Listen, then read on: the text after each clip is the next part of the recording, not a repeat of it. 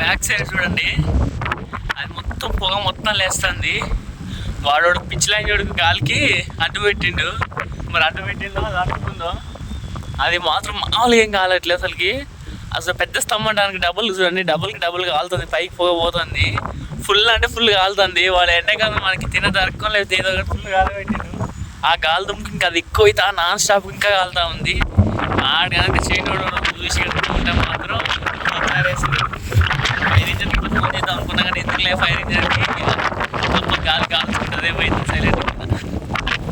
నేను కూడా మంటలు చాలా వస్తుంటే అసలు ఏం జరిగింది ఏందని చెప్పి చక్కచక్క ఆడిపోయినాక మా ఇంటి పక్కన నర్సరీ ట్రే బాక్సులు ఉంటాయి కదా, ట్రే బాక్సులు బాగా కాలినాయంటే ఫుల్ ట్రే బాక్సులు ఉన్నాయి, ఒక 1000 దాకా ఉన్నాయి. ఆ ట్రే బాక్సులు ఇంకోటి కోకో పొడి ఉంటాయి కదా, అప్పుడు 2 మిక్సింగ్ అయ్యి మొత్తం కాలిపోయింది.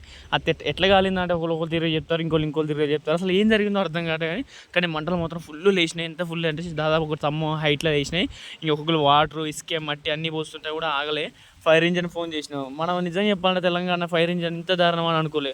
ఫైర్ ఇంజన్ కాల్ చేస్తే వాళ్ళు అంటున్నారు కదా, మీరే ఆపుకోనికి మీకు మోటార్ లేవా బాయ్ లేవా అంటుండు. ఈ తెలంగాణ గవర్నమెంట్ ఏం చేస్తుందో ఏమర్థం కావట్లేదు.